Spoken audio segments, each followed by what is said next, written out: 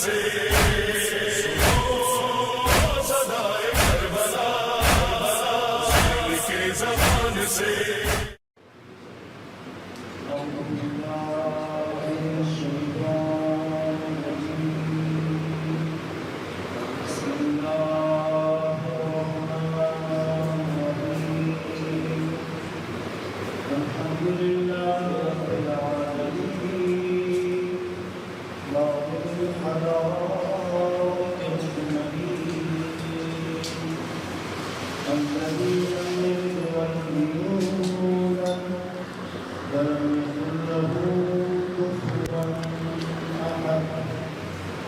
الصلاة والسلام على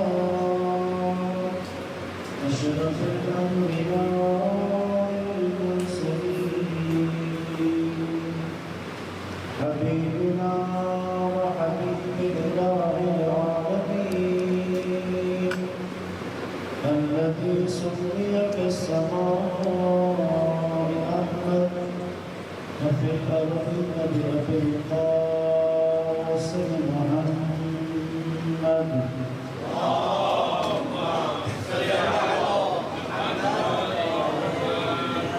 وعلى آله الطيبين الطاهرين المعصومين ولعنة الدائم على أعدائهم أجمعين من يوم عداوتهم إلى قيام يوم الدين.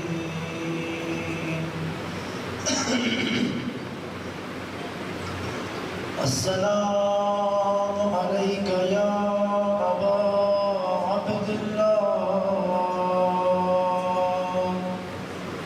وعلى الأرواح التي حلت بفنائك.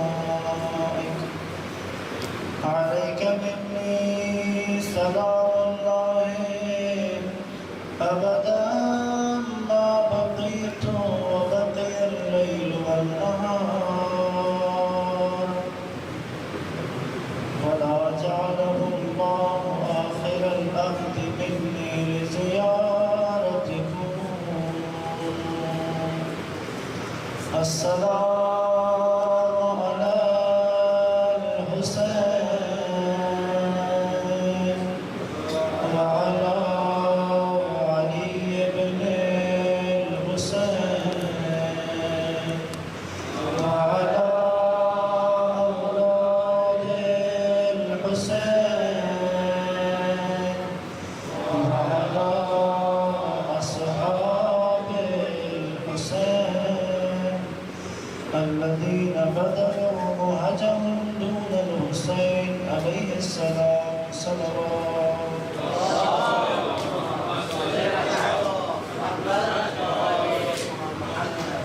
سب سے پہلے بارگاہ رب العزت میں دست دعا ہے کہ خدا ہماری اس عبادت کو اپنے بارگاہ میں قبول فرمائے، ہمیں اس عبادت کا بہترین اجر عنایت فرمائے. خدا سید الشہداء کے عزاداروں میں ہمارا شمار فرمائے. مقصد قیام سید الشہداء کو سمجھنے اور اسی کو اپنا مقصد حیات بنانے کی توفیق عطا فرمائے. بانیان مجلس کا انعقاد کرنا، آپ سب کا مجلس میں تشریف لانا ہماری خدمت خدا اس پرسے کو اپنی بارگاہ میں قبول فرمائے اور بروز حشر جناب سیدہ کی شفاعت نصیب فرمائے. قبولیت دعا و مجلس کے لیے درود پڑھیں محمد علیہ.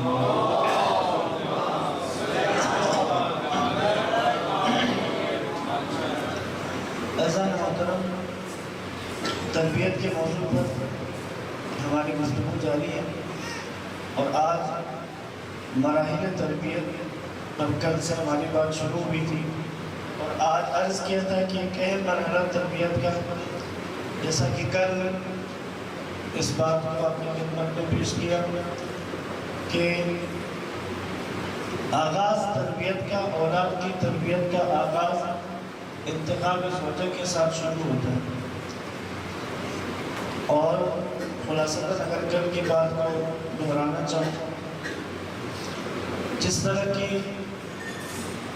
کے رشتے کا انتخاب کیا جائے گا دونوں طرف کے لیے یہی بات ہے، ہاں مرد کے لیے عورت کا انتخاب ہو یا عورت کے لیے مرد کا، اگر بہترین انتخاب ہوگا اللہ اور اس کے رسول کے بتائے ہوئے اصولوں کے مطابق انتخاب ہوگا تو پھر اس کا نتیجہ اور اس سے آگے چلنے والی نسل اور اولاد بھی اسی طرح سے صالح، نیک اور بہترین انسانوں کے طور پہ دنیا میں آئیں گے۔ اور اگر ان اصولوں کی رعایت نہ کی جائے تو پھر ہم ان صالح اولاد کا وہ تقاضا ایک حد تک بہت زیادہ مشکل ہو جاتا ہے۔ لہٰذا ہم مرحلہ اول انتخاب زوجہ کو یا انتخاب شوہر کو قرار دیتے ہیں۔ دوسرا مرحلہ جس پر آج بات ہوگی تربیت اولاد کا دوسرا مرحلہ، اور وہ اہم ترین مرحلہ یہ حدیث ہے اللہ کے نبی کی، مغالی سے بھی مروی ہے، لفظ کی تھوڑی سی تبدیلی کے ساتھ فرماتے ہیں السعید سعید فی بطن امہ، سعادت مند کی سعادت کا آغاز اس کی ماں کے پیٹ سے ہوگا، والشقی شقی فی بطن امہ، اور شقی کی شقاوت کا آغاز بھی شکم مادر سے ہوگا۔ یعنی یہ آغاز ہے خلقت کا، اسی کے ساتھ ہی انسان کی اچھائی اور برائی کا بھی آغاز ہوتا ہے۔ لہٰذا آج جو مرحلہ دوم ہے وہ نطفہ ٹھہرنے اور حمل کا دورانیہ ہے، یہ بھی تربیت کا حصہ ہے۔ اور اگر اس قدر روایات موجود ہیں، اگر ان کا لحاظ رکھا جائے، ایک بہترین اور صالح انسان، ایک بہترین اور صالح جوان یا ایک بہترین صالح بیٹی وہ اس دنیا میں تشریف لائے گی اگر ان کا لحاظ رکھا جائے۔ اب ایک چیز جس کی طرف ہم توجہ کریں تو بات سمجھ میں آتی ہے، ایک موضوع ہے جس کو عموماً عدل الہی کے ساتھ جوڑا جاتا ہے، اور اعتراض یا شکوہ یا شکایت عموماً اس کا خدا کے ساتھ کیا جاتا ہے۔ وہ ہوتا ہے ان بچوں کے بارے میں کہ جو پیدائشی طور پر ناقص پیدا ہوتے ہیں، کوئی بڑا نقص ہوتا ہے بچوں کو، جیسے اندھا پیدائشی اندھا پیدا ہو، نابینا ہو بچے پیدائشی طور پہ بہرا ہو، پیدائشی گونگا ہو بچہ، یا ایک چیز عموماً بھینگا ہوتا ہے، آنکھیں تھوڑی سی ایک آنکھ جو ہے وہ اپنی جگہ سے اس کی پتلی ہلی ہوئی ہوتی ہے، یا بولنے میں ہکلاہٹ آتی ہے پیدائشی طور پر۔ عموماً ان پیدائشی نقائص کو جتنے بھی والدین ہوتے ہیں یا معاشرے میں ہم دیکھتے ہیں، سب ان نقائص کو اللہ کے کھاتے میں ڈال دیتے ہیں کہ یہ قدرت الہی کا کام ہے، جو اللہ نے چاہا ویسا دے دیا۔ اگر روایات کو دیکھیں تو روایات نے جو بیان کیا ہے اس میں تو میاں بیوی کے اپنے افعال کو بیان کیا گیا ہے۔ آج جب میں دیکھ رہا تھا ساری روایات کو دوبارہ تو میں نے 2-3 لسٹیں بنائی ہیں، اور یہ اگر آداب مباشرت کا خیال نہ رکھا جائے، اللہ کے نبی نے، شریعت نے، ائمہ اطہار نے ہمیں تعلیم دی ہوئی ہے کہ آداب مقاربت کیا ہے، میاں بیوی جب حقوق زوجیت ادا کرتے ہیں تو اس میں کن آداب کا لحاظ رکھنا ہے۔ اگر ان آداب کا لحاظ نہیں رکھا جاتا، جسمانی نقائص بھی آتے ہیں اور معنوی اور روحانی نقائص بھی آتے ہیں، صرف ان آداب کا لحاظ نہ رکھنے کی وجہ سے 30 سے 35 کے قریب نقائص کا ذکر روایات میں کیا گیا ہے۔ ایک طویل روایت ہے رسول خدا سے مروی ہے کہ جو آپ نے مولا متقیان کو مخاطب کر کے اس پوری روایت کو بیان کیا ہے، جس میں تمام آداب مقاربت و مباشرت بیان ہے۔ اسی طرح ایک روایت امام رضا علیہ السلام کی ہے کہ جو انہوں نے مامون کو ایک خط میں تفصیلات اس کی بیان کی تھی، اور 2-3 کتابیں ہیں کہ جو عموماً دستیاب ہوتی ہیں۔ تہذیب الاسلام کے نام سے ایک کتاب عموماً اس سے پہلے مومنین کے گھروں میں موجود ہوتی تھی، اور اس کے اندر یہ روایت تفصیل کے ساتھ پوری روایت موجود ہے۔ اب آپ وہ جسمانی نقائص چند لے کر عرض کر رہا ہوں۔ نقص جسمانی ہے پیدائشی، یعنی بچہ پیدا ہی ایسا ہوا ہے، جیسے گونگا پیدا ہوا بچہ، پیدائشی گونگا بول نہیں سکتا۔ اسی طرح بہرا پیدا ہوتا ہے، پیدائشی بہرا ہے، سن نہیں سکتا۔ اسی طرح اندھا ہے، نابینا ہے، پیدائشی نابینا۔ اسی طرح دیوانگی، اگر پاگل ہے بچہ پیدائشی۔ اسی طرح مرگی کا مرض، پیدائشی مرگی کا مرض۔ برس کا مرض، یہ جو سفیدی جلد کی ایک بیماری ہے، برس کا مرض۔ اسی طرح اعضاء کا زیادہ ہونا، جیسے انگلی زیادہ ہوتی ہے، انگوٹھا زیادہ ہوتا ہے، پاؤں کا انگوٹھا انگلی کا زیادہ ہونا۔ اسی طرح کے اور بھی بہت سارے۔ یہ سب یہ جو بیماریاں میں نے عرض کی نقائص، یہ نقائص آداب اور مطالبت کو اگر پتہ نہ لائے، ان آداب کا خیال نہ رکھا جائے تو بچے میں پیدا ہونے والے بچے میں یہ نقائص آتے ہیں، اور والدین اس کو اللہ کے کھاتے پر ڈال دیتے ہیں، یہ خدا کی ضرورت ہے۔ لیکن اگر خیال رکھا جاتا، اگر ان آداب کا لحاظ رکھا جاتا تو یہ جسمانی نقص نہیں آتا۔ یہ تو ہے جسمانی نقائص، جو اس سے زیادہ خطرناک ہے وہ معنوی اور روحانی نقائص ہیں، جو ان آداب کا لحاظ نہ رکھنے کی وجہ سے آ جاتا ہے۔ اور ہم اپنے بچوں میں دیکھتے ہیں بعض اوقات، اور بعض اوقات بندہ اگر خود دیندار ہو، خود حرام حلال کا پابند ہو، وہ حیران بھی ہوتا ہے کہ میرے بچے میں یہ صفت کہاں سے آتا ہے۔ آپ توجہ کریں، اگر ان آداب کا لحاظ نہ رکھا جائے تو بچہ ظالم پیدا ہوتا ہے، یعنی اس کے اندر صفت ظلم موجود ہوتی ہے۔ بڑا ہوگا تو ظالم بنے گا، ظلم کرے گا، بخیل ہوگا، کنجوسی۔ ان آداب کا لحاظ نہ کرنے کی وجہ سے بچے کی سرشت میں بخیل اور بخارت کنجوسی آ جاتی ہے۔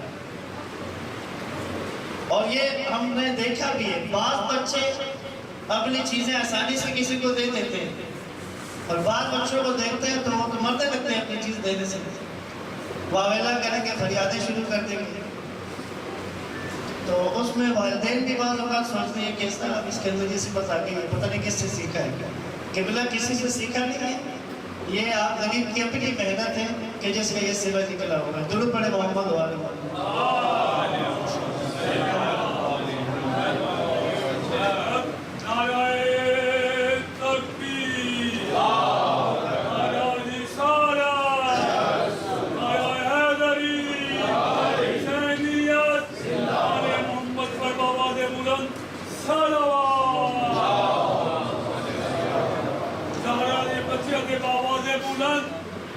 زور سے بابا بلند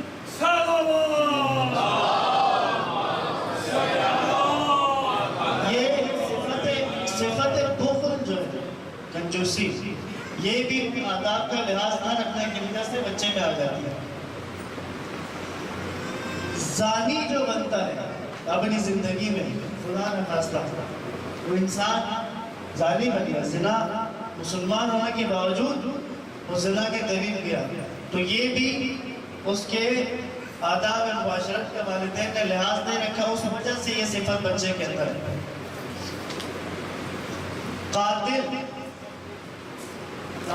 اس ویسے اور بھی ریاکار بنتا ہے، وہ بھی انہی آداب کا لحاظ نہ رکھنے کی وجہ سے۔ اور جو سب سے بڑا اور خطرناک ہے، دشمن اہل بیت بننا، بغض اہل بیت جس کے دل میں ہو۔ امام جعفر صادق علیہ السلام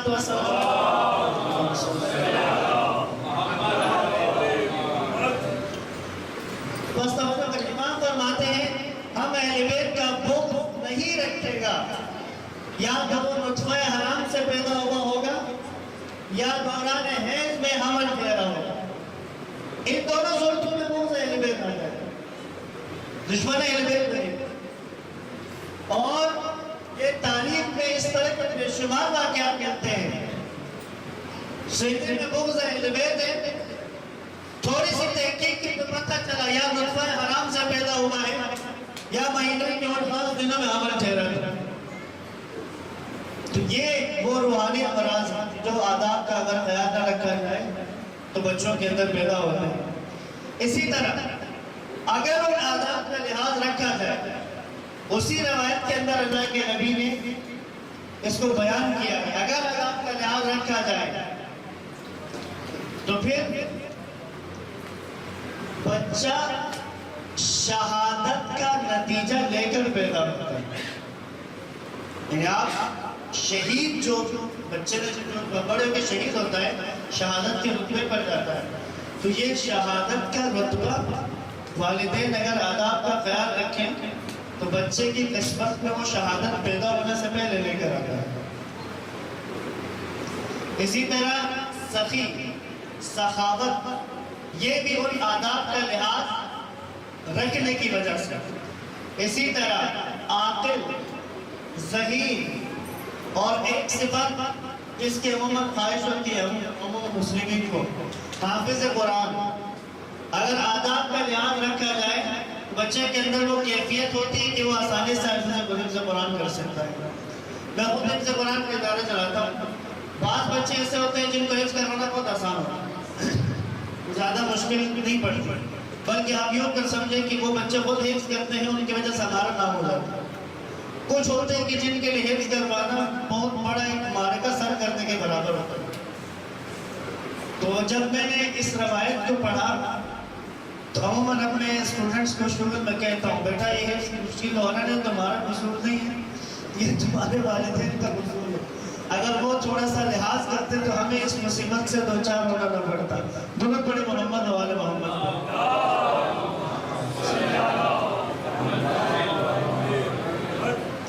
اولاد کے لیے والدین بعض اوقات بہت کچھ کرتے ہیں، لیکن اولاد والدین مشکور نہیں ہوتی.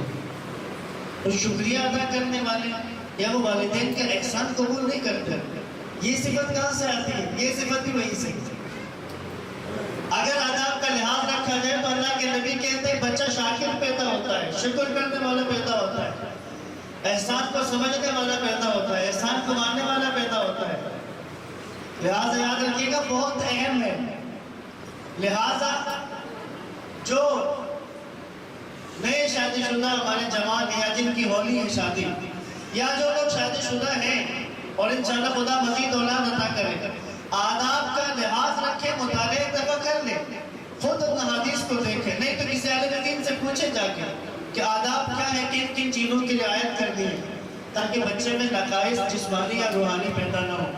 اگر ان آداب کا لحاظ رکھیں گے تو تربیت کے معاملے میں جس طرح انتخاب زوجہ، انتخاب شوہر ایک سیڑھی تھی، یہ دوسری سیڑھی ہے. اگر اسی ترتیب سے آگے بڑھیں گے تو ایک بہترین انسان ہم معاشرے کے حوالے کریں گے مستقبل میں. درود پڑھیں محمد و آل محمد.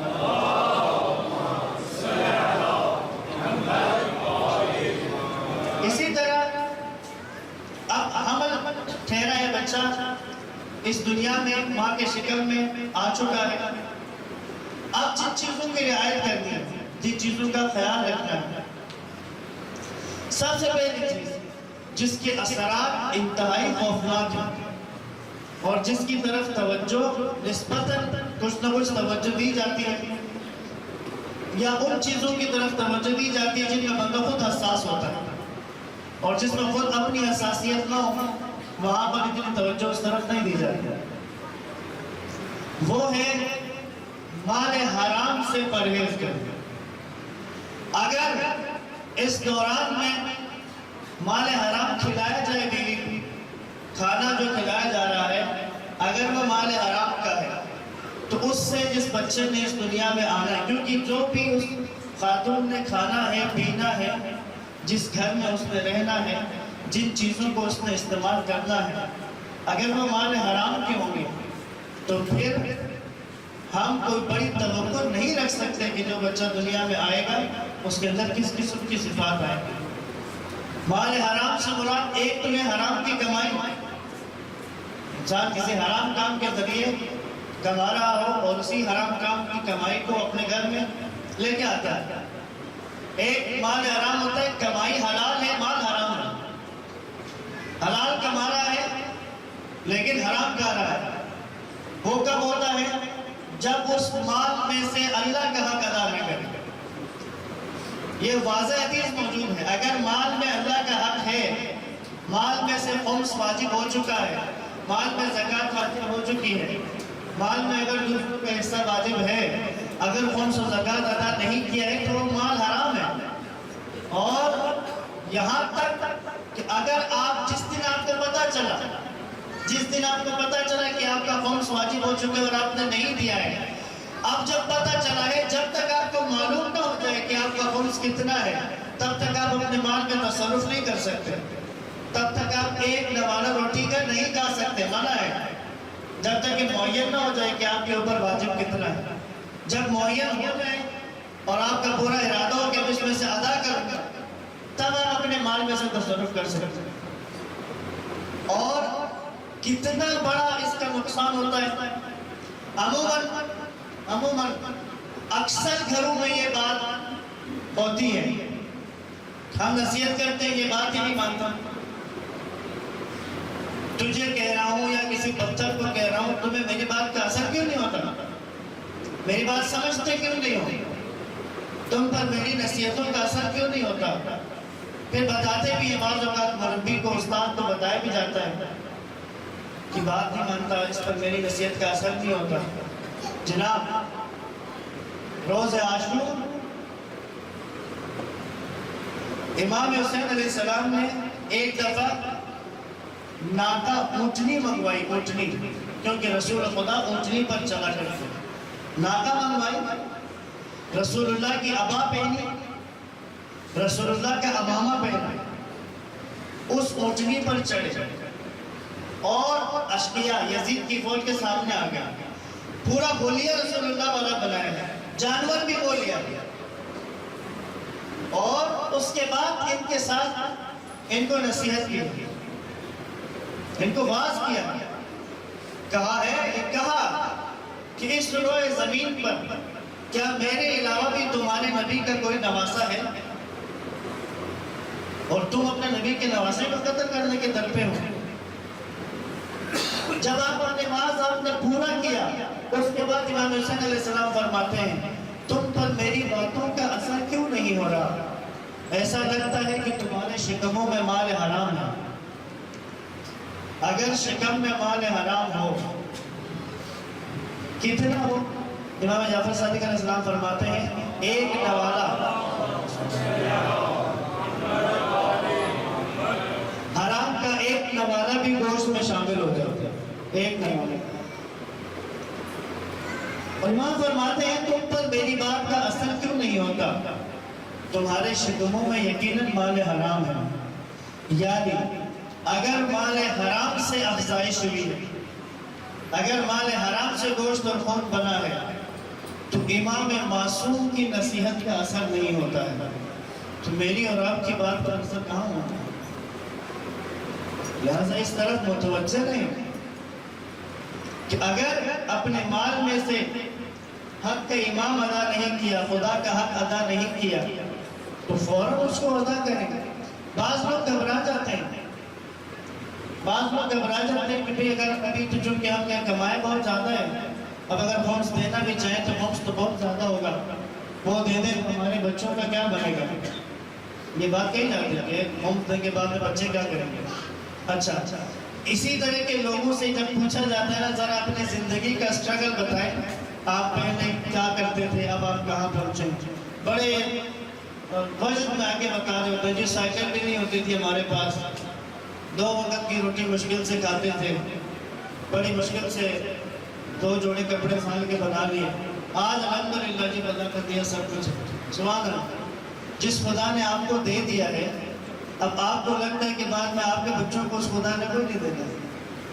یعنی جس خدا نے آپ کو سڑک سے اٹھا کے گاڑی میں بٹھا دیا ہے، اب آپ اس خدا کے بارے میں بدگمان ہو رہے ہیں کہ ہم اس کا حق ادا کریں گے تو بعد میں ہمارے بچوں کا کیا ہوگا.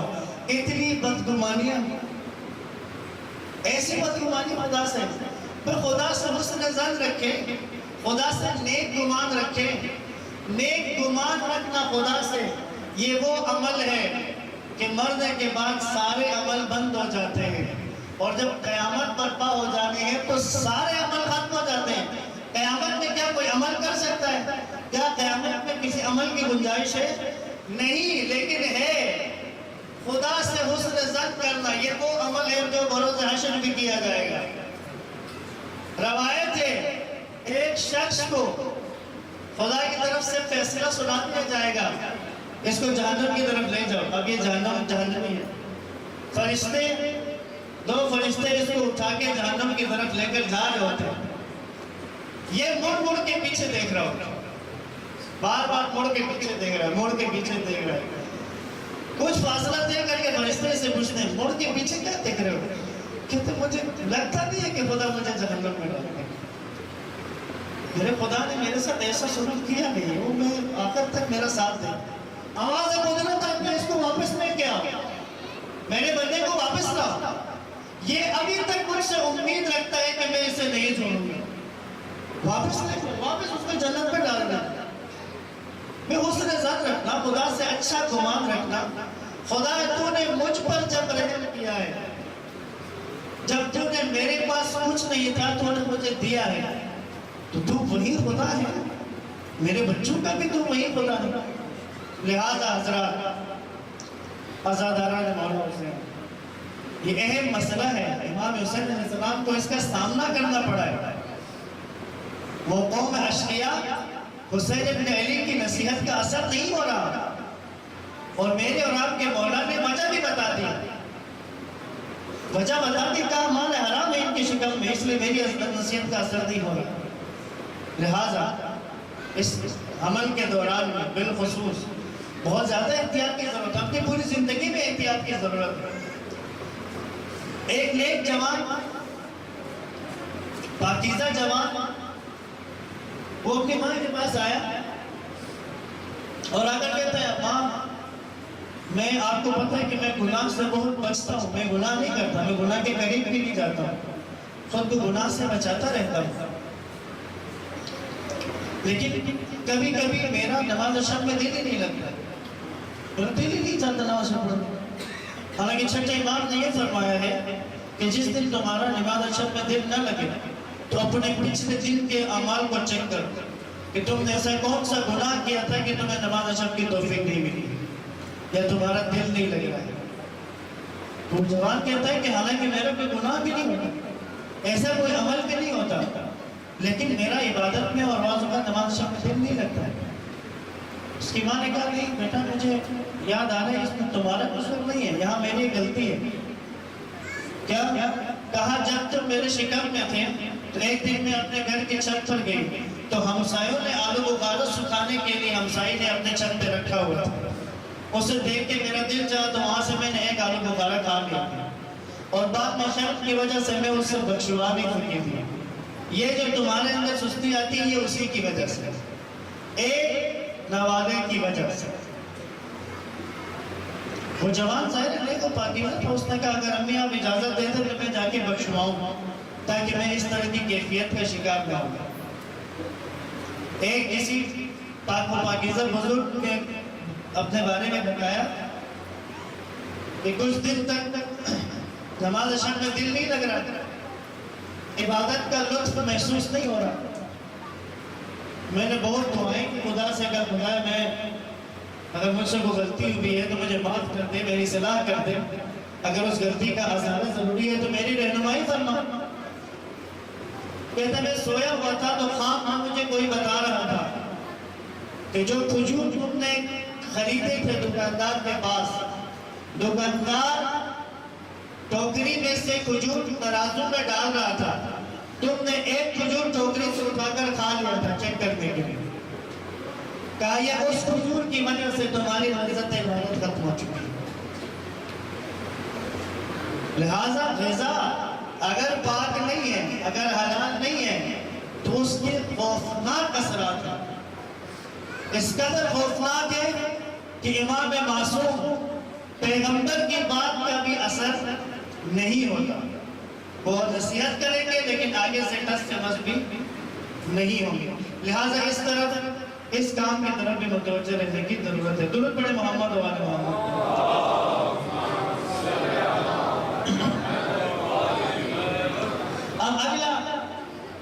جو اس کا اگلا مرحلہ ہے وہ ہے جو حاملہ خاتون ہے اس کی کیفیت، اس کی صحت، اس کی جسمانی صحت اور اس کی جذباتی اور احساساتی تمام تر حالات کا اثر بچے پر ہوتا ہے۔ ایک شخص مولا علی علیہ السلام کے پاس آیا،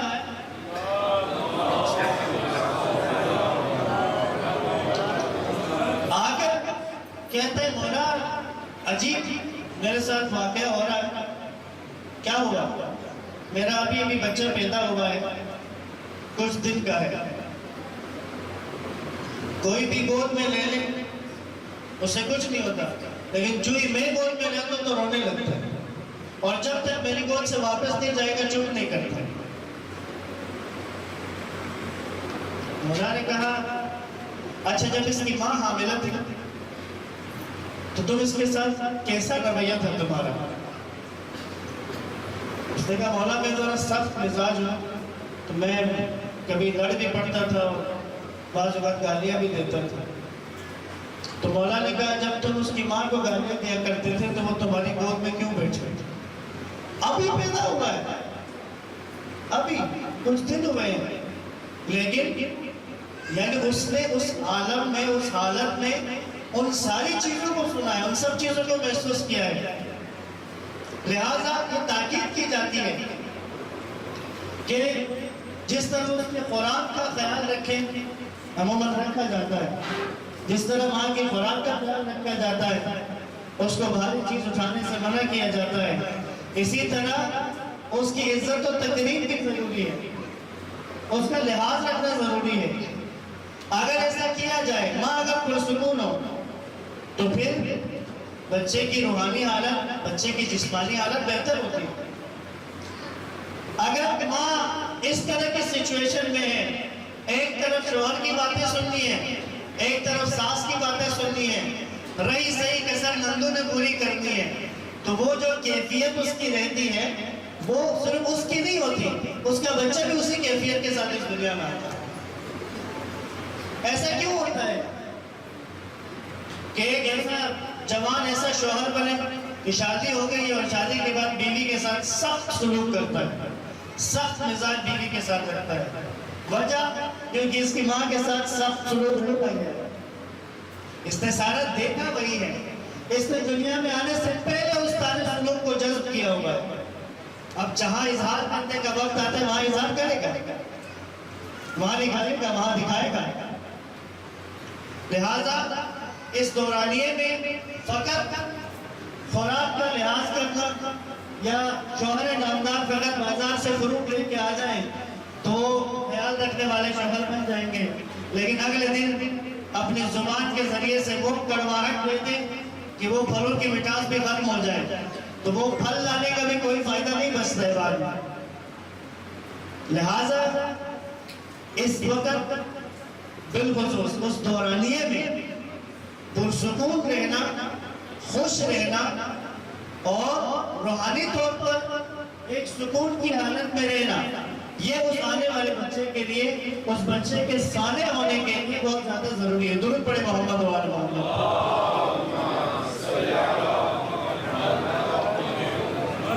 اسی طرح ہر وہ چیز جو نظروں سے گزرے، ہر وہ چیز جو کانوں سے سنائی دے، ہر وہ چیز جسے ہاتھ سے چھو کے محسوس کیا ہو، یہ جس طرح کی تصویریں دیکھتے ہوں، جس طرح آج کل تصویروں سے اوپر جا چکا ہے، جس طرح کے ویڈیوز دیکھیں، ایسا ہم نے دیکھا ہے آج کے دور میں حاملہ خاتون ہے اور وہ موبائل پہ گیم کھیل رہی ہوتی ہے اور پھر شکایت کرتے ہیں جی بچہ ابھی آیا ہے، اور آج کل یہ بات عام ہے، ابھی تو وہ ماحول ہے جی سال کا بچہ نہیں ہوتا آئی فون چلا رہا ہوتا ہے۔ بھجن وہ سال کر رہی ہے، اس نے دوران حمل میں آئی فون کے سارے اپلیکیشن دیکھے ہوئے ہیں، اس کو ساری گیموں کا پتہ ہے، اسے سب کچھ اتنا دیکھا ہوا ہے۔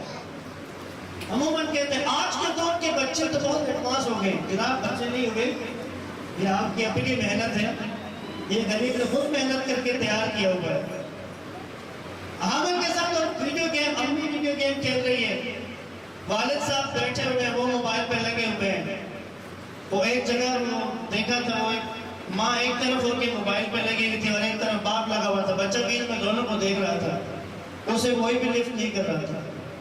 تو وہ بیچ میں اس کی طرف سے ایک جملہ لکھا ہوا تھا، کہتا ہے لگتا ہے مجھے پیدا نہیں کیا گیا، مجھے ڈاؤن لوڈ کیا گیا.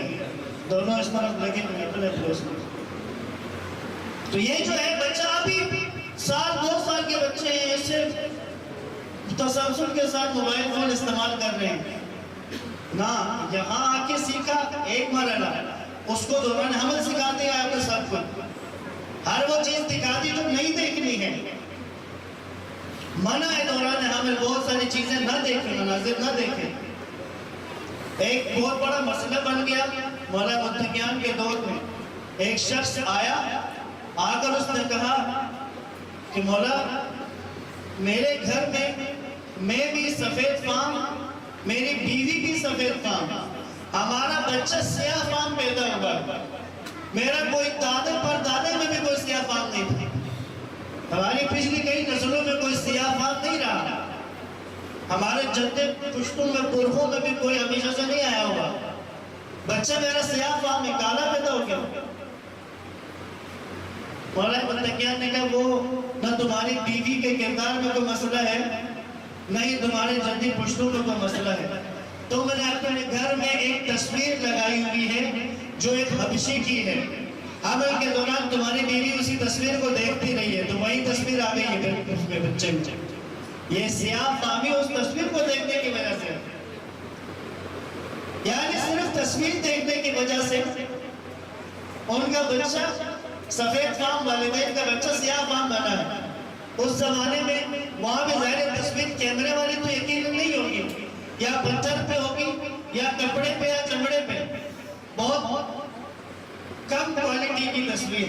آج تو ایچ ڈی میں ساری چیزیں موجود ہیں، صبح و شام آپ کے وہ لگے ہوتے ہیں. ان سب چیزوں کا اثر ہو رہا ہے. کیا وجہ ہے؟ موسیقی کی طرف زیادہ دل لگتا ہے آسانی سے، تلاوت کی طرف بہت کم آتا ہے. ایسا کیوں ہے کہ وہ فلم کے اگر انڈین فلم ہو تو اس کی طرف زیادہ دلچسپی اور پوری کنسنٹریشن اس کی طرف جاتی ہے، لیکن مجلس میں بیٹھے تو وہ کنسنٹریشن آتی ہی نہیں. ہر 10 منٹ بعد جو ہے دماغ کہیں اور جا چکا ہوتا ہے. کیا وجہ ہے؟ وجہ وہی ہے نا، اس بچے نے شکل میں مادر سے یہ ساری چیزیں دیکھی ہوئی ہیں. دیکھیں اگر ماں کو تلاوت کرتے ہوئے لطف آ رہا ہے، مزہ آ رہا ہے، تو اس بچے کے اندر یہ کوالٹی آ رہی ہے کہ وہ تلاوت کرے گا تو اسے لطف آئے گا. لیکن ماں تلاوت اس لیے کر رہی ہے کہ ساس دیندار ہے، انہوں نے ذمہ داری لگائی ہوئی ہے، ہر روز سورہ یاسین پڑھتی ہے. وہ کوشش کرتی ہے ختم کرے سورہ یاسین، کسی طرح ختم ہو جائے. جو ختم کرنے کے لیے سورہ یاسین حمل کے دوران پڑھتے ہیں لذت کوئی نہ ہو، اس سے کوئی لطف نہ آ رہا ہو، اس سے کوئی مزہ نہ آ رہا ہو، تو ظاہر ہے بعد میں بچے کو کہاں تلاوت میں اس کا دل لگنا ہے. اور اس دورانی میں ہاں اگر کوئی ڈرامہ چل رہا ہو اس کے لیے بے چینی ہو، ڈرامے کا انتظار بھی ہے. اچھا ڈرامہ آنا ہے، انتظار کرنی، اس کا بھی اثر ہو رہا ہے بچے کو، وہ بھی اندر سے انتظار کر رہا ہو. کیونکہ جب ڈرامہ دیکھتی ہے تو امی جو ہے وہ بڑے اطمینان کی حالت میں، بڑے اطمینان کے ساتھ کنسنٹریٹ کر کے دیکھتی ہے، تو بچہ اس کیفیت کو سمجھتا ہے. حالانکہ وہ شکل مادر میں، لیکن وہ ساری کیفیات کو سمجھتا ہے. اور یہ اسی حالت سے بچے کے احساسات، بچے کے جذبات سب وہیں سے ہیں. اور اگر وہ نیک اور پاکیزہ ہو تو پھر وہ مناظر اور وہ کیفیات ہوتی ہیں. سرکار خاتمی مرتبہ رسول خدا صلی اللہ علیہ وآلہ وسلم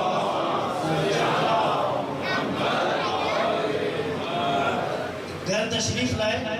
مکہ کی زندگی ہے، حضرت خدیجہ کے ہمراہ ہیں. گھر آئے، دروازے پہ آئے تو اندر حضرت خدیجہ کسی سے بات کر رہی ہے. رسول خدا اندر وارد ہوئے تو کوئی نہیں تھا. پوچھا خدیجہ کس سے بات کر رہی تھی؟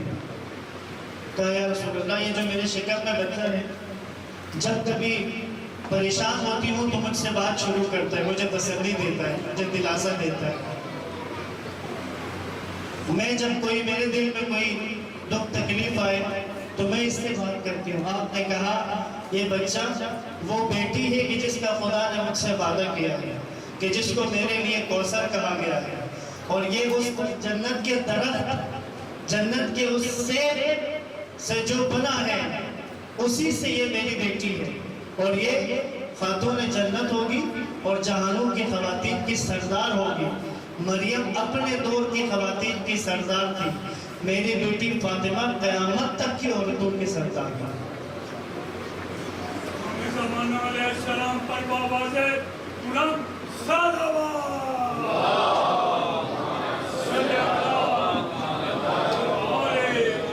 بس اللہ محترم، ایک سیاہ فام تصویر، دو سفید، ماں بھی سفید فام، باپ بھی سفید فام، سیاہ تصویر کی وجہ سے بچہ سیاہ فام وجود میں آیا ہے۔ اور آج کے دور میں میرے اور آپ کے پاس جو ٹیکنالوجیز موجود ہیں ان کے اندر اگر ہم لحاظ نہ کریں، اگر ہم آداب کا خیال نہ رکھیں، اگر ہم ان سے پرہیز نہ کریں تو پھر کس قسم کی مخلوق ہم دنیا میں لے کر آئیں گے؟ کسی ہمارے دوست نے کہا تھا آج کل بچے بھی ایلینز پیدا ہوتے ہیں، پہلے سے یہ ساری ٹیکنالوجیز دیکھ چکے ہوتے ہیں، اب انہوں نے اگلے مرحلے کو جانا ہوتا ہے۔ اور ایسا ہوتا ہے باپ بیچارہ بہت نیٹ پیڈ والے موبائل پہ گزارا کر رہا تھا، بچہ جو 4 سال کا ہو گیا تو باپ کو آئی فون پہ لگا دیتا ہے، کیونکہ باپ کو تو بیچارے کو پتہ نہیں ہوتا۔ یہ جو حمل کا دورانیہ ہے یہ اتنا اہم ہے اور اس کے بارے میں اتنی تاکیدیں موجود ہیں، نہ صرف میں اور آپ، ہماری تعلیمات اہل بیت کی تعلیمات تو ہیں۔ یہودی جتنا اہتمام کرتے ہیں اس کے لیے، یہودیوں کے ہاں جتنا اہتمام ہے، کچھ عرصہ پہلے تو مبہم سی بات یہ باہر آتی تھی، اب تو سب کو آیا ہے اور میڈیا پہ بھی آگے لے گا۔ اسرائیل میں جو فلسطین کے اوپر قابض ملک بنایا گیا ہے، مقبوضہ فلسطین جس کو اسرائیل کا نام دیا جاتا ہے، وہاں بسنے والے یہودی ان کے ہاں اگر کوئی خاتون حاملہ ہو جائے تو ان کے سرکاری طور پہ کچھ پابندیاں ہیں اس خاتون کے، خوراک کا چارٹ ہے، اس کے علاوہ خوراک نہیں کھا سکتے، وہی خوراک، اور اگر وہ افورڈ نہیں کر سکتے تو ان کی گورنمنٹ دیتی ہے۔ اس کے بعد پابند ہے وہ ماں کہ روزانہ 2 گھنٹے میتھ کی کلاس اٹینڈ کرے، ماں پابند ہے، حاملہ ماں نے 2 گھنٹے میتھ کی کلاس پڑھتی ہے۔ کہ کیوں کرواتے ہیں؟ کہتے ہیں 2 گھنٹے روزانہ میتھ کی کلاس پڑھے، اس سے بچہ ذہین بنتا ہے، اس سے بچہ ذہین ہوتا ہے۔ اور ہمارے یہاں تو خواتین کو کچن سے فرصت ہی نہیں دیتے ہیں، موقع ہی نہیں دیتے۔ مطالعات اور یہ ساری چیزیں اثر کرتی ہیں۔ چند چیزیں عرض کر دیتا ہوں۔ خوراک میں سے جو اثر کرنے والی چیزیں ہیں، کھجور ہے جس کی تاکید ہے حمل کے دوران کھجور کھانے کا، بچہ پربار پیدا ہوتا ہے، صابر۔ اسی طرح دودھ کا استعمال بھی ہے، اور وہ پھل ہیں کہ جن کے اپنے اثرات ہیں، وہ انشاءاللہ کتابوں میں موجود ہے، اس طرف متوجہ رہیں گے، اس کی طرف دھیان دیں گے، اور وہ دیتے بھی ہیں۔ میری تاکید ہوتی ہے روحانی اور معنوی طور پر سکون پہنچائیں، حالت سکون میں ہو، ٹینشن نہ ہو، بوجھ نہ ہو، پریشر نہ ہو، تو وہ نسبتاً ایک بہترین صحت مند روحانی اور جسمانی طور پر صحت مند بچہ اس دنیا میں آتا ہے۔ پھر درود پڑھے محمد والے۔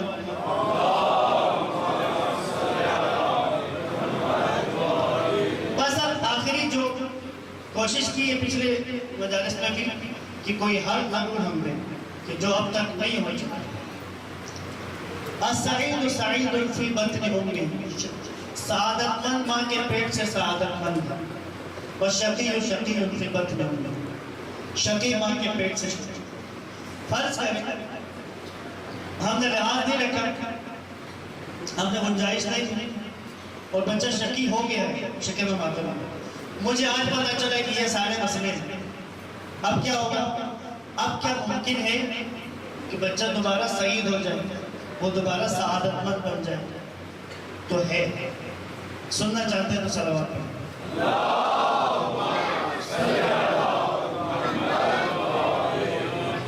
امام زین العابدین علیہ السلام کا فرمان ہے،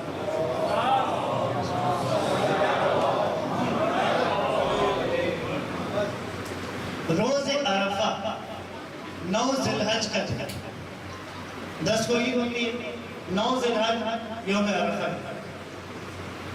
چوتھے امام فرماتے ہیں، چوتھے امام بیٹھے تھے گھر میں، مدینے میں تھے، 9 ذی الحج کا دن تھا، ایک فقیر کو ندا دیتے ہوئے سنا، وہ لوگوں سے مانگ رہا تھا۔ امام نے کہا کس قدر افسوس ہے اس انسان پر، یہ روایت کا جملہ ہے، کس قدر افسوس ہے اس انسان پر کہ روز عرفہ لوگوں سے مانگ رہا ہے، حالانکہ آج خدا سے مانگے تو آج خدا اتنا دیتا ہے کہ ماؤں کے شکموں میں موجود بچے بھی سعادت مند ہو جاتے ہیں۔ لفظ موجود ہے کہ ماں کے شکم میں موجود بچہ بھی روز عرفہ کی برکت و فضیلت کی وجہ سے سعادت مند ہو جاتا ہے، شقاوت سے نکل کر سعادت پہ آ جاتا ہے۔ یہ موقع ہے میرے اور آپ کے پاس، روز عرفہ دعا، خدا سے طلب کرنا، خدا سے مانگنا، اپنے بچے کے لیے، اپنی اولاد کی سعادت، ان کا سعید ہونا جب طلب کیا جائے تو وہ عرفہ کی فضیلت و برکت اتنی ہے، اگر شقی ہو بھی چکا ہو تو عرفہ کی فضیلت کی وجہ سے دوبارہ سعید ہو جاتا ہے۔ درود پڑھیں محمد و آل محمد۔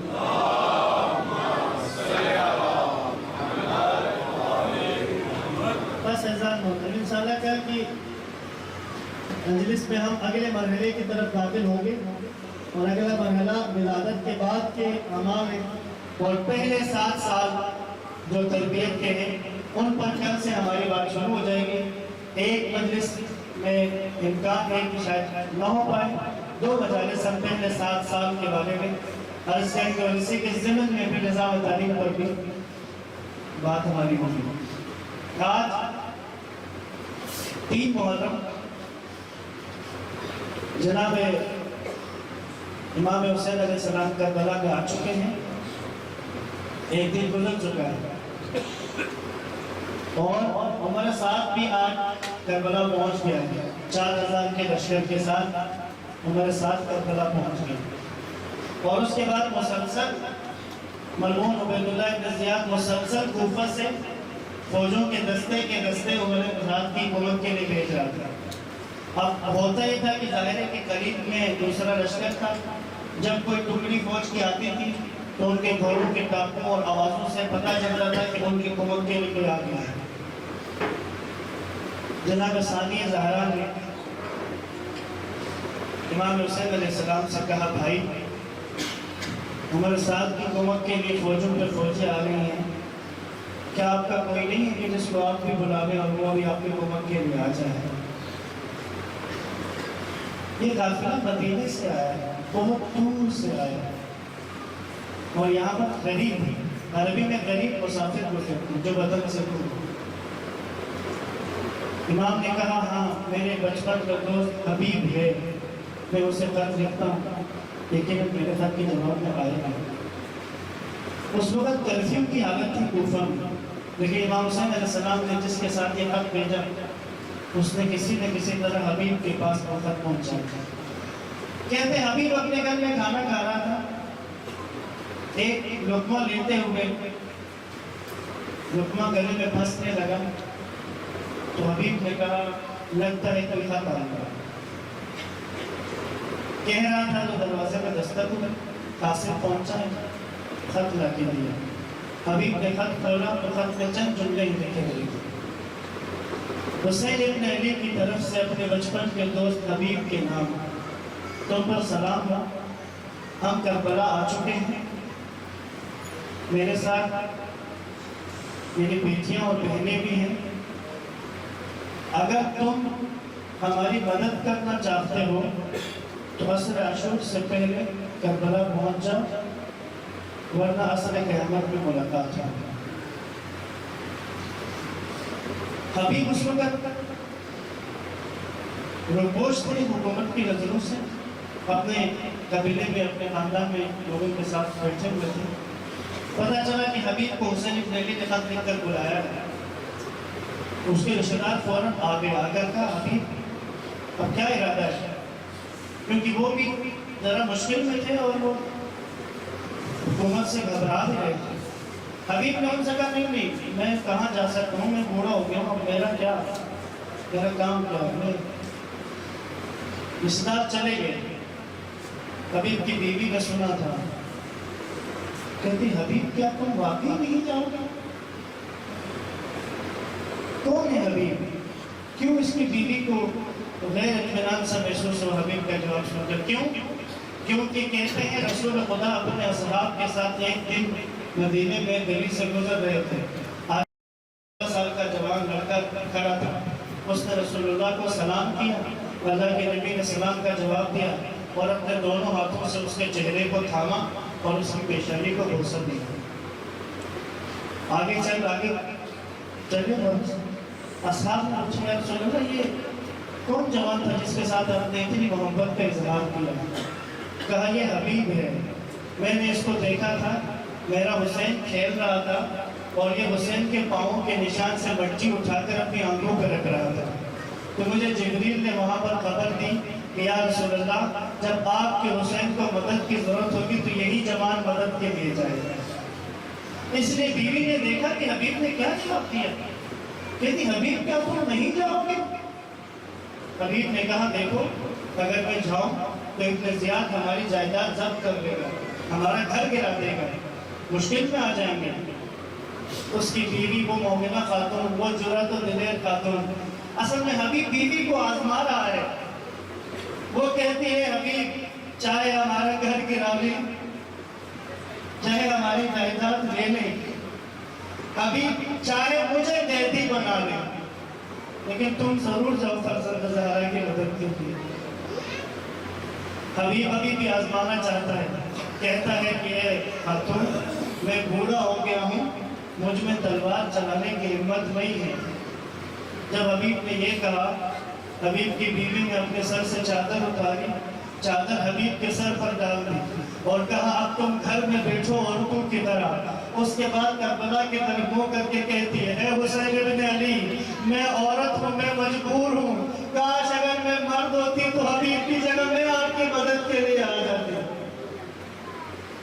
حبیب کی آنکھوں سے آنسو جاری ہوئے، کہا ہے نیک وقت اور صرف تمہیں آزما رہا تھا، کیا ایسا ہو سکتا ہے کہ حسین مدد کے لیے بلائے اور حبیب نہ جائے؟ میں ضرور جاؤں گا، اور اپنی بیوی سے کہتا ہے میں ضرور جاؤں گا اور اپنی اس سفید داڑھی کو اپنے سرخ خون سے رنگین کروں گا حسین کے لیے۔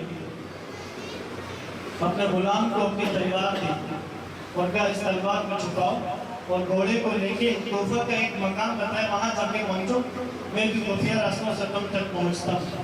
غلام چلا گیا، حبیب ابن مظاہر چلے گئے، ظاہر ہے کہ کرفیو کا ماحول تو چھپ چھپا کے گئے، پہنچنے میں دیر ہو گئی۔ جب دیر ہو گئی نا، جب قریب پہنچے تو غلام نے گھوڑے کی بات پکڑی ہے، سوار ہونے کے لیے تیار ہے اور گھوڑے کو مخاطب کر کے ایک جملہ اس نے کہا۔ حبیب نے وہ جملہ سنا اور حبیب کا گریہ شروع ہوا وہاں پہ۔ غلام کہتا ہے اے گھوڑے گھبرا مت، اگر حبیب نہیں آیا تو میں تجھ پر بیٹھ کر حسین کی مدد کے لیے جاؤں گا۔ تو حبیب کہتا ہے روحی فدا گیا حسین ابن علی، میری جان قربان رہے مولا حسین۔ غلام آپ کی مدد کرنے کی بات کر رہے ہیں اور آزاد لوگوں نے آپ کو گھیرا ہوا ہے۔ آزاداروں مسلم ابن وسیلہ حبیب کے ساتھ شامل ہوئے، غلام حبیب کا بھی ساتھ شامل ہے، مل کر امام حسین کی طرف آئے۔ اب حسین کے خیموں میں بھی کسی کے آنے کی آہٹیں محسوس ہوئی، دور سے ایک سوار آتا ہوا دکھائی دے رہا ہے۔ لوگوں نے کہا کون ہے؟ امام حسین علیہ السلام اپنے خیمے سے باہر آئے آقا کا یقیناً حبیب آ رہا ہے. حسین خود استقبال کرنے کے لیے جا رہے ہیں. خیام سے باہر امام حسین آئے ہیں. حبیب نے دیکھا کہ حسین میرے استقبال کے لیے آ رہے ہیں. خود کو گھوڑے سے گرا دیتا ہے. دو پاؤں میں جا کر کہتے ہیں مولا اتنی حیثیت نہیں ہے جتنی ہم دے رہے ہیں. مولا غلام کے لیے اتنا استقبال. امام حسین نے حبیب کا استقبال کیا. وہ شمدید کہا خدا تمہیں اجر دے حبیب جو اس عالم مسافری میں ہم سے ملنے کے لیے آئے ہو. دونوں کی ٹاپیں اصحاب کا جوش و خروش. شور تھوڑا سا ہوا. جناب زینب نے امام سلمان فضل سے کہا امام فضل کیسے شور ہے کیا ہوا ہے؟ فضل نے معلوم کیا. کہا زینب حسین کی مدد کتنی حبیب آئے ہیں. کہ امام بھائی حبیب کو میرا سلام پہنچائیے. کسی نے آ کر کہا حبیب تمہیں زینب نے سلام کہا ہے.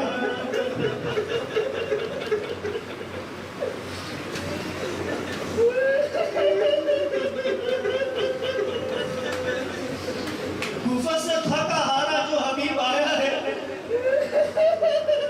ایک دفعہ حسین نے استقبال کے لیے آ کر حبیب کو شرمندہ کیا ہے. حبیب سے برداشت نہیں ہوا ہے. اب جب کہا علی کی بیٹی نے سلام کہا ہے. حبیب بیٹھ کے آئے آگے کربلا میں. دونوں ہاتھوں سے بچے اٹھا کر اپنے سر پہ ڈال کے کہتا ہے اے حبیب تیری حیثیت اتنی کیسے ہو گئی ہے کہ امیر عرب کی بیٹی تجھے سلام دے رہی ہے. کہتے مولا کیا اتنی غربت آ گئی ہے کہ زینب حبیب کو سلام دے رہی ہے.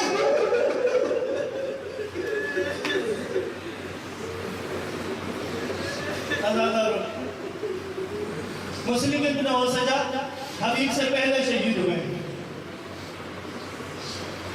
مسلم شہید ہوئے جب گرے گھوڑے سے آواز دی مولا کو. مولا حسین علیہ السلام اور حبیب دونوں مسلم کے سرانے پہنچ گئے. مسلم ابن اوسجہ آخری سانسیں لے رہے ہیں. امام حسین نے مسلم کا سر اپنی گود میں رکھا ہے. حبیب پاس ہے. مسلم سے کہتے ہیں اے مسلم تمہارے بعد میں بھی آ رہا ہوں لیکن پھر بھی اگر کوئی وصیت کرنا چاہو تو میں دوست ہوں تمہارا. میں تمہاری وصیت پوری کروں. مسلم نے آنکھیں کھول کے حبیب کو دیکھا. دیکھ کر کہا حبیب میں اور تم یہاں کے مقامی ہیں. یہ ہمارا وطن ہے. ہم اس علاقے کے ہیں. حبیب حسین یہاں پر غریب ہے. حسین ہمارا مہمان ہے. حبیب کو تنہا نہیں چھوڑنا. کہا اے مسلم مطمئن رہنا کبھی بھی حسین کو تنہا نہیں چھوڑوں گا. مدینے میں واقعہ کربلا کے بعد کسی دن امام زین العابدین علیہ السلام کے سامنے کسی نے کہا مولا ہم نے سنا ہے کہ حبیب کو زخم پشت پہ لگا ہے. کہیں وہ فرار تو نہیں کر رہے تھے؟ مولا سجاد کی آنکھوں میں آنسو آ گئے. کہا ایسا بالکل نہیں ہے. کہا حسین سے محبت اتنی تھی حبیب کو کہ امام حسین کو جب حبیب میدان کی طرف جانے لگے تو بابا مولا نے حبیب نے بابا سے کہا اے میرے مولا اگر آپ اس اونچی جگہ پر کھڑے ہو جائیں میدان میں تو جاؤں لیکن چاہتا ہوں کہ جب تک دنیا میں ہو مڑ مڑ کر آپ کے چہرے کی زیارت کرتا رہوں. وہ حبیب مڑ مڑ کے حسین کو دیکھ رہا تھا اس لیے کوئی زخم پشت پہ آیا ہوگا. ازادار شب عاشور کا ایک واقعہ حبیب کا. نافع بن ہلال کہتے ہیں کہ میں نے دیکھا کہ میرے مولا رات کا وقت ہے. مولا حسین اکیلے ایک طرف چل پڑے. نافع کہتے ہیں کہ میں امام کے پیچھے پیچھے چل پڑا حفاظت کے لیے. امام نے میری آہٹ محسوس کی. پوچھا کون؟ میں نے کہا مولا نافع ہوں آپ کی حفاظت کی غرض سے ساتھ آیا ہوں. کہا آ جاؤ. عجیب اصحاب میرے امام حسین علیہ السلام کا. کہا امام حسین علیہ السلام نے اصحاب کی وفاداری دیکھ کر کہ جیسے اصحاب مجھے ملے ہیں ویسے نہ میرے نانا کو ملے تھے نہ میرے بابا کو ملے تھے. نافع کو لے کے آگے بڑھے. دو پہاڑوں کے بیچ میں پہنچ کر کہتے ہیں امام نے کہا نافع ان دو پہاڑوں کو دیکھ رہے ہو؟ کہا جی مولا. کہا نافع ان دونوں پہاڑوں کے بیچ میں سے یہاں سے نکل جاؤ کیونکہ اگر یہاں جنگ ہوگی یہاں خون ریزی ہوگی. نافع نے گنیا کر کے کہا مولا میں نے اپنی یہ تلوار اسی لیے تیار کی ہے کہ اس سے دشمنوں پر وار کروں گا اس وقت تک کہ جب یہ قید نہیں ہوتی اور جب تک کہ میں اپنے جگر کا خون آپ کے قدموں میں نہیں بہاتا مولا مجھے سکون نہیں ملے گا. امام اور نافع امام علیہ السلام جناب زینب کے خیمے میں گئے، نافع نے سنا، جناب زینب نے مولا حسین سے کہا بھیا اپنے اصحاب کو آزما لیا ہے نا، ایسا تو نہیں ہوگا بھائی حسن کی طرح آپ کو چھوڑ کے چلے جائے۔ امام نے کہا آزما لیا ہے۔ نافع واپس آیا، نافع کی آنکھوں سے آنسو جاری ہے، گریہ کر رہا ہے، حبیب سامنے ہے۔ کہا حبیب نے کہا نافع کیوں رو رہے ہو؟ کہا حبیب لگتا ہے علی کی بیٹی کو ہم پر ابھی تک اعتبار نہیں آیا ہے، کہہ رہی ہے کہ ہماری آزمائش ہوئی ہے یا نہیں۔ حبیب نے اپنا امامہ سر سے اتار دیا، اصحاب کو بلا لیا، سب جمع ہوئے، بنی ہاشم بھی آئے تھے، لیکن حبیب نے حضرت عباس سے ہاتھ جوڑ کر کہا اے مولا عباس بنی ہاشم کو لاؤ لے جائیے، صرف اصحاب